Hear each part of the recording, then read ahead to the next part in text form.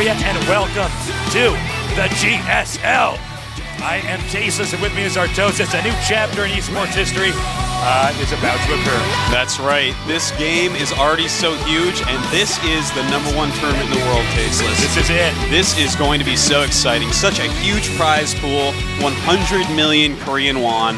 That is unbelievable. So much first money. place. It's so much money.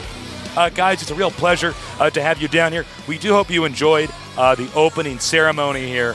We had a lot of great singers coming over here. We saw an awesome speech from the founder of Blizzard Entertainment, Mike Mornham. Yeah, and CEO. Yep, CEO. It's been terrific. And of course, this is the official Starcraft 2 tournament of Korea. That's right. That's right. We got people coming down here from all over the world. So it's not just Koreans. Anybody can participate. And we're going to be having many of these, many more to come. So if you guys want to participate in them in the future, check it out, the information at GOMTV.net. And you can fly out here to Korea and try to make it into one of these. That's right, and they're every single month as well. Yeah, We're going to have 3 this year and then 12 next year, all with huge cash prizes. Yeah. You're going to be seeing so much of us commentating this tournament. Yeah, we're going to be commentating almost 5 days a week. Yeah, it's wild. I'm really excited. It's just so awesome. Of course, we've both been playing a ton of StarCraft 2 competitively online. Both Artosis and myself actually competed in China to represent the United States in the Stars War tournament. So we've been doing a lot of our homework here, as much research as possible to make this as awesome and as educational. So if you're a noob or if you're a StarCraft expert, I think you're still going to get a lot of this.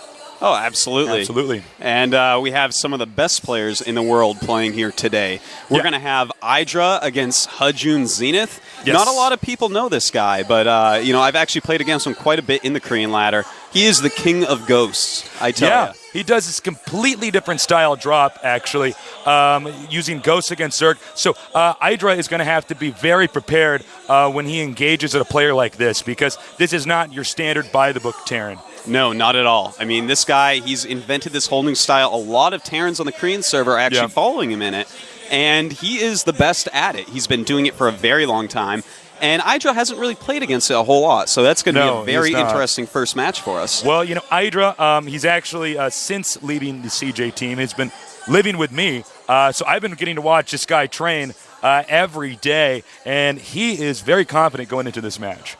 Yeah, he definitely is. IdrA, I think, is actually one of the favorites for the entire tournament. I would totally agree with that. Everybody knows his name at this point in time. Even if you've been following StarCraft in the beta even, this guy has he's won a lot of tournaments, a lot of second places, and always been up at the top. Yeah, and he's one of these guys that's been playing Zerg. He was a Terran player in StarCraft 1, easily the best non-Korean Terran player of all time. Oh, yeah. Easily the best non-Korean StarCraft player of all time. Mm-hmm. And, now he's playing Zerg. He's switched his race. Tell us a little bit about that. Well, he didn't want to play Terran again in StarCraft 2. He figured, it'd be very much like as in StarCraft 1. And it wasn't really the race for him in StarCraft 1. I think Zerg actually would have been a better race for him in that, or even Protoss.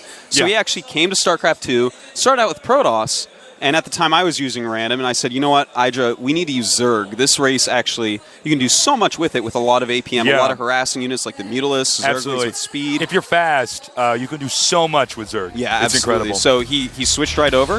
It fit him well, and that's ever since he's been using the Zerg race, even though a lot of people feel that it's very hard to win with him. Yeah, especially against a Terran player. Terran have so many options. Here's a look at our brackets. We do have quite a race distribution here. Terran, Protosses, and Zergs. Nothing too top-heavy here. Yeah, actually, Protoss is topped out with, I think, 27 qualifiers out of 64. Yeah, and then 21 Terrans and 16 Zergs. So, it's not as skewed as a lot of people thought it might end up being. Especially for a new game. I mean, obviously, Blizzard's still in the process of balancing some of these units. New patches have been coming out, so there's a lot of stuff like that. But for a game that's just been released, you got to say it's pretty damn balanced. I've been really impressed with it. Yeah, it's quite amazing for such a new game. And players are figuring out new things all the time. For instance, Hajun Zenith, we're about to watch him. He figured out this whole ghost play, and we're seeing more and more of it all over the world. More Terrans are trying to pick up this style. Yeah. And this type of thing is going to keep happening. We are just running through the strategies over and over and over, and the balance is changing almost daily. Yeah. Now, another thing to note is that IdrA has more stage experience than almost any non-Korean in the world. This guy, he says, when I speak to him, that he used to get nervous. He doesn't get nervous anymore. No. In fact, he's over that. He's had so much experience. Yeah. If you look at the past year or so, I mean, he's been WCG World Finals on stage, ESWC, IEF. He's done just so many great tournament appearances, playing so many games on stage, having so many high-end matches because of all the hard work he put into StarCraft 1, that this kid is not going to get nervous. On the other hand, Hajun Zenith he is kind of new. No real stage experience here, and he has expressed to us that he is nervous going into this. Now, sometimes, getting that rush of adrenaline can be helpful for some players. For others, it's not. There's all sorts of StarCraft players out there. You take a player like Guillaume Patry, who was the original best non-Korean StarCraft player. That guy doesn't get nervous at all. But, you get somebody like top non-Korean like Elke. That guy gets a rush of adrenaline. So you get these different play styles. But, look, this is a lot of pressure here for IdrA's opponent. This is basically the biggest prize pool we've ever seen in an RTS tournament. So much money. First place is something around $87,000 US. Yes. Second place, like $25,000. Yes. I mean, there is a lot of pressure on the line. It's all televised. The world is watching. Yeah, we got Korean commentary. We have, obviously, English commentary. The prize pool here blows anything we've seen before in esports out of the water. Absolutely. This is huge. In fact, when the prize pool was announced, so many of these StarCraft 1 pro gamers started saying, what? Okay, what is the best race right now? I've been hearing a lot of guys talking about that right now. Okay, now we only have 2 games today, as you can see on our screen here. That's right. The second matchup, we'll talk a lot more about that later, but it's going to be Maka Prime. This is Maka, the Terran that used to be a Warcraft 3 amateur in Korea. He's been one of the best players in the world since the beginning of the beta, a really highly recognized player, against Focus. I know it says Bev, but that is Focus. Yeah, that's the Focus. Warcraft 3 pro gamer. Yeah. So that's going to be a lot of fun watching that match as well. It's going to be pretty cool, man. I think Maka, is one of these people all the Koreans have been following very closely. He's kind of leading the front. Oftentimes you get a European player. He'll follow the best European guy on the ladder. Yeah. North American player might be following the best North American. And each of these servers have their own different styles. So it's going to be very interesting to see what Maka has in store for us and what he's going to be teaching all the Korean Terrans, or you at home when you're watching. Those at home especially, I think, because people in the English-speaking community tend to watch the events in Europe and America. Yeah. So you're going to see a lot of Korean style here. It's going to be pretty exciting.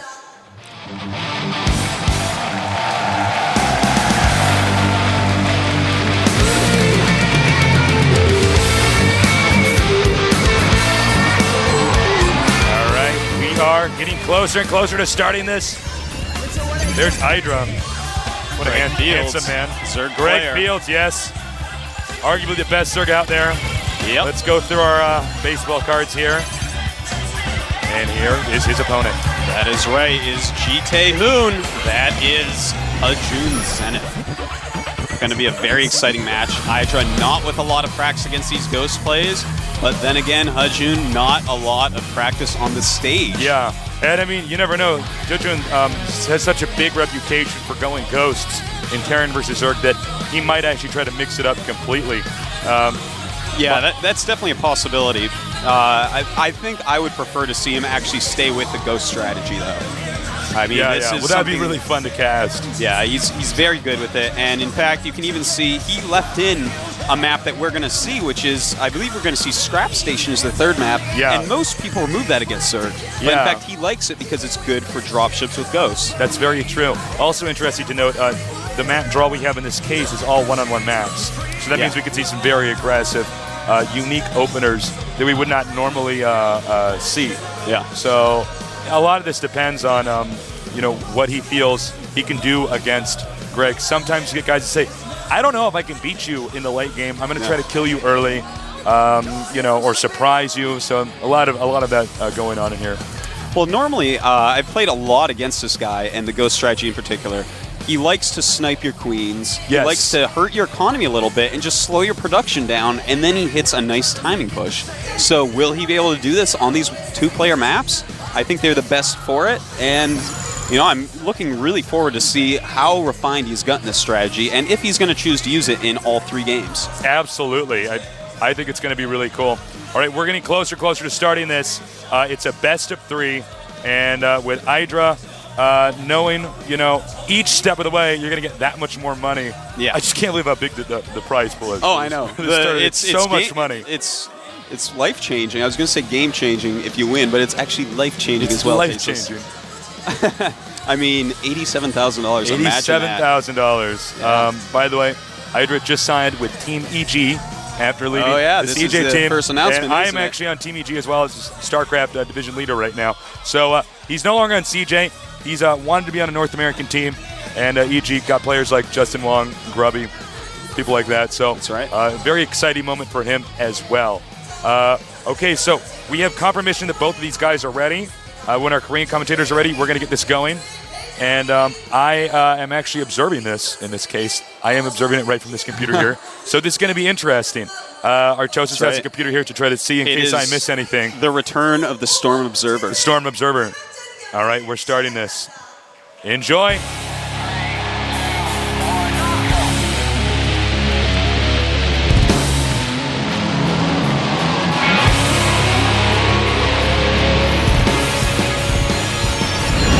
All right, our first map here is going to be the Xel'Naga Caverns.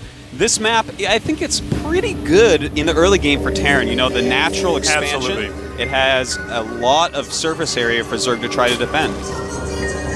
Oh, by the way, guys, before I forget, if you have any questions for these players, they are going to be interviewed after the game, so you can post those questions on GOMTV.net. Artosis and I do not actually select the questions, but we do have somebody here that will go through them and pick them out. So if you're curious, if you're saying, hey, why don't you open, let's say, Reapers more in Terran versus Zerg, or do you think, the Roach is a good strategy against this or that? So if you guys have questions, we want to make this the best possible experience for you.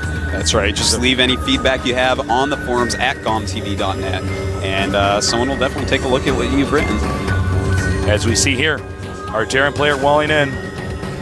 That's right, and already this is something IdrA would be quite happy with. Some of these very fast barracks first Reaper plays. Oh God, extremely hard to stop as Zerg, but already this guy is going for a little bit more economy, so IdrA should feel a little bit more safe.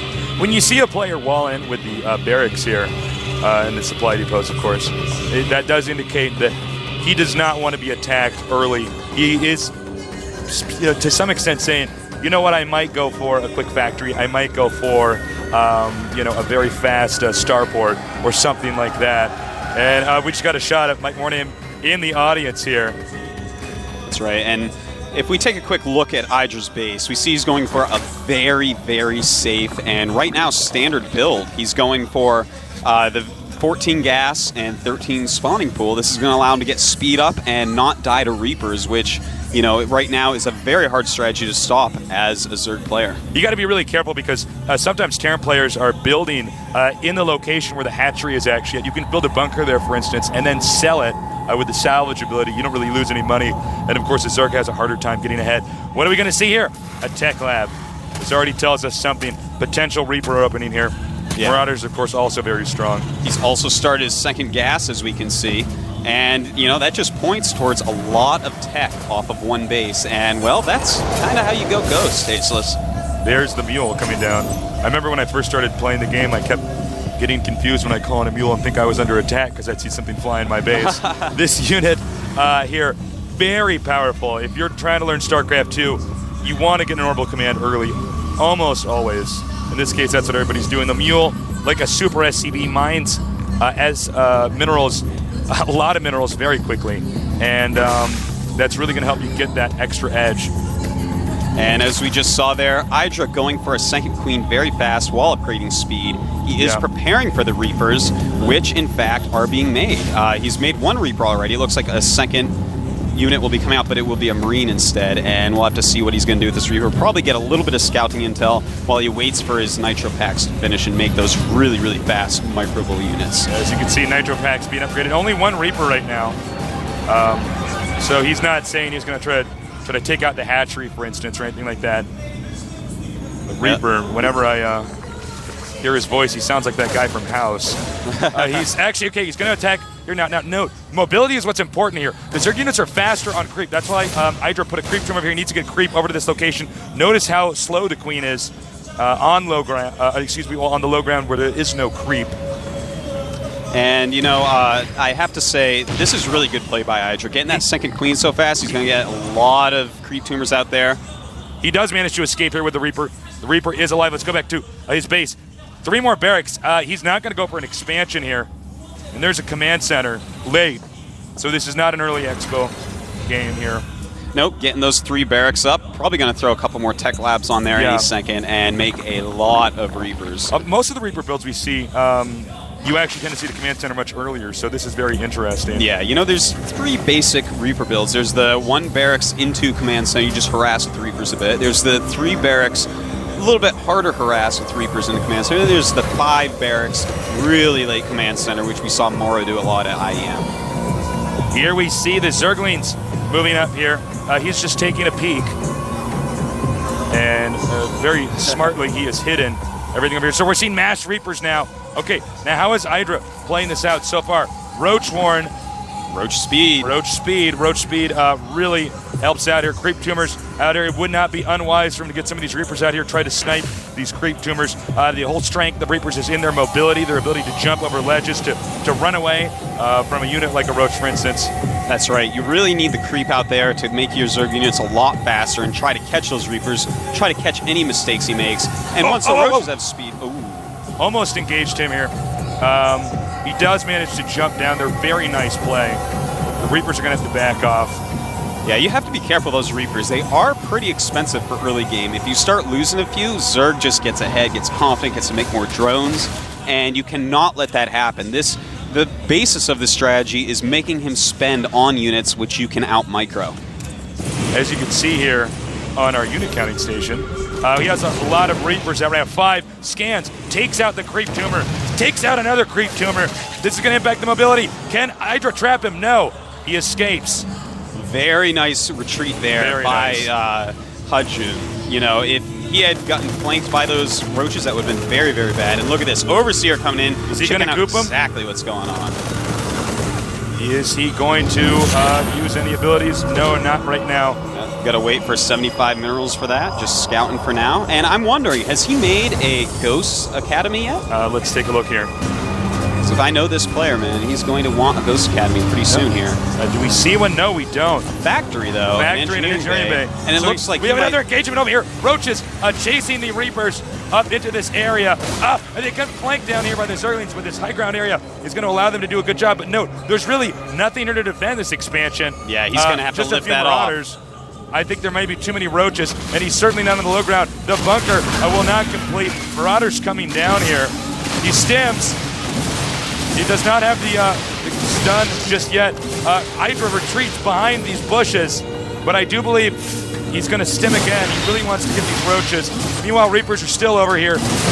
Many more shots. I got to say, in this case, our Terran player really doing an impressive job so far, but do note, this is a very late expansion.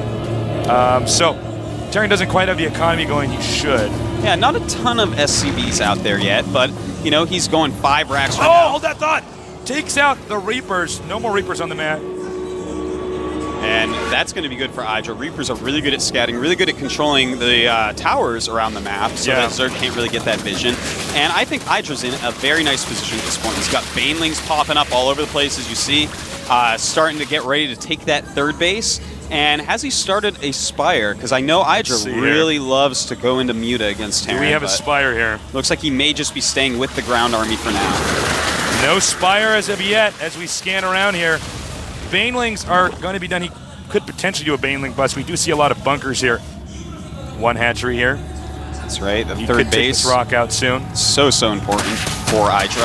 Zerg has to stay at base up in this game, just like the other games. The other games, Starcraft 1. But, the Zerg unit's a little bit weaker. They have to mass. They have to get a lot of money to do that. And we see this is exactly what IdrA's concentrating on as soon as the pressure's off him. Baneling's a very deadly unit. This is definitely a unit that could give you an anger management problem. You make one mistake when somebody's throwing Banelings at you, and you can lose everything. And you might not be able to recover in time, and you could see very Baneling-intensive Roach Baneling at this point in time. Note, IdrA is doing a great job, actually, of making sure that the creep is all over the map. Yeah, I really like putting the Overlords up the left path. There's not likely to be many Terran units out there, so he's probably not going to lose those Overlords. It's just, one of these little things, choosing which route to go with the creep tumors, which route to go with your Overlords. Yeah, you're absolutely right. We do not have any upgrades here at the engineering bay. A little bit of a blunder. Those nerves starting to catch up here. Oh, no! Oh, my God.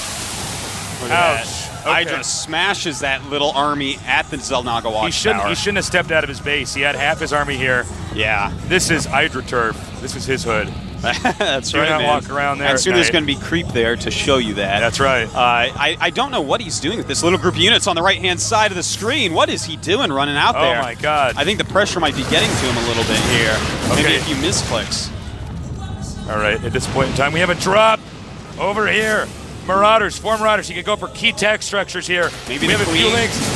Queen shooting the dropship. Uh-oh. And that is... Can I get out of there? Oh, my God. Look at that carnage right there. Very good play by IdrA here, but I think we're seeing a little bit of nerves here by HiTaeHoon. I think he is a better player in this. Look at this. A nice little harassment.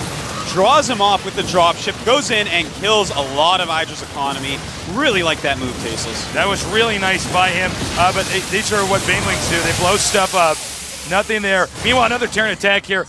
Obviously, our Terran player is smart. He says, okay, I got behind early here. I'm going to have to do something to get back into this game. So he's trying to get the his opposing player's army spread out all over the map, trying to take out the gold location. This has got to be the gutsiest Marauder. Yeah, a single Marauder attacks the base. That's Tychus from the single player in there. He does spot the Ultralisk Cavern. That's right. The Queen Trying says, to wait kill a the minute, that's a Queen. Marauder. I need to get away from that. Okay, so he knows Ultralisks are on the way. Note, IdrA's Vespian gas count very high. Another battle over here. He's on the run, but I think these Banelings are going to catch up. I don't know if he can actually micro those into the dropship. Oh, wow. Beautiful nice save. micro there. Oh, my. He just absolutely annihilated the Banelings that were after him. Took very, very little damage, and he's going to have to keep on doing this type of micro because when those Ultralisks get out, if IdrA can actually connect with the Marauders, they're going to die very fast. As you can see, IdrA now moving up here. Half the army's inside the dropships. I don't know if there's enough at the front, but does IdrA know that his opponent's somewhat vulnerable right now? Well, between the high ground and the bunkers, looks like IdrA decides to turn around. I don't blame him for that decision. But dropships on the left-hand side of the screen, one of them just hanging back. Guys, narcolepsy just fell asleep. I don't know. He's going to stay up there. Okay, so we do have... Oh, I forgot I can follow him just by doing IdrA this. sees this, though. He's moving units into his main base. Ooh, Infestor's Infestor out. right here. This unit, very powerful spellcaster here against the Terran. And here Especially comes against the drop. Harass. Oh! Fungal growth. That's right. He's going to lose so many units here. More Terran Dropships forces. take a lot of damage as well. More Terran forces coming down here. He's going to try to target fire. No, fungal growth already cast over here in this area. And I don't know if Terran's going to be able to secure this base that he wants to get right here at the gold location. IdrA playing very well. And these are Ultralisks. They speak for themselves. Take a look at that. As a beefy unit right there, the king of the Zerg arsenal. And HiTaeHoon, he's got to make something happen here, man. He's still running around with little groups of units against infestors. You don't want to be doing that. Look at this. Looks like IdrA's going to engage. Siege tanks here doing a lot of splash damage, but he's splitting up his army. Fungal growth being used here. He's making quick work of this. Siege tank's now taking out one more up here. There's no way this is going to be used. And there it is. GG, he taps out. Wow. Really well played by both players, but Wow. IdrA showing just so much confidence there. Yeah. So much good micro, so much good macro. I was wow. very impressed with his play here. That was something else. There's a shot of IdrA. Coldstone killer. That's right. It's actually Nerdblood he's going to bring right there. This guy is deadly. Now, you know, our Terran player, I'm sorry, I feel like I'm going to mispronounce his name. How do I say it? Artosis? HiTaeHoon. HiTaeHoon, okay. I don't want to butcher it. You know, HiTaeHoon knows that he made a lot of mistakes back there. I don't even know if he knew that he left that dropship behind. Yeah, I don't think so. You know, there's so many people watching. There's so much money on the line. And, of course, this is the opening game here for the GSL. So maybe he's going to play better this time. He didn't go ghosts. Like, Yeah. he's got a reputation for. You know, and I think that that's wrong. I think what he's seeing is, oh my God, this is the new Terran style. This is so great. And he probably started practicing online, was doing well with it. But you know what? In a tournament like this, I feel like you should stick with what you know. Yeah, you got to do what you know because otherwise, you don't know every in and out of a situation like that. Exactly. And that's where stuff can get bad. And especially when you play an off-the-road strategy like Ghost, people are not going to be used to that like you are. You're going to be able to react better in every situation they are. And I really do hope that we get to see him go Ghost here. It is Desert Oasis, the perfect map for dropship Ghost. Desert Oasis. Absolutely. Every good player hates playing on this map, but it does produce really good games. It gives the best games really tasteless. You know, the thing about it is that it requires a completely different play style, and this game's so new that people are thinking, oh, God, I wish I could just play every game on Lost Temple because that's something I know. That's something I can do. But we got to get Desert Oasis. They did not choose to eliminate it, so let's see what happens here. When our Korean commentators are done analyzing, because we go at their pace, we're going to start this. Are you ready? Right. Are you wiggling with excitement? I just Man, can't wait. I am Can't wait actually for this to so happen. wiggly today. I am actually wiggling. This is awesome. I'm trying to do it when the camera's not looking at me, but I am so excited. This is awesome. It's so good to be down here with you guys. Thank you so much for tuning in. We love StarCraft 2. We love esports, and this has just been a blast. By the way, before I forget, kind of off note, for Monday and Tuesday, we're going to be doing 5 games. That's right, because we're only doing rounds. 2 today. We're only doing 2 today. So definitely check that out. All right, let's see here. Both players have said that they're ready. So I'm ready. I'm ready too. I bet you guys are ready at home. What a game. The Baneling usage was just great. You cannot make a mistake as Terran and not really suffer and struggle to get back. And he shouldn't have been out on the map like that. It's very sloppy. You have to keep every unit alive. And we're going to go.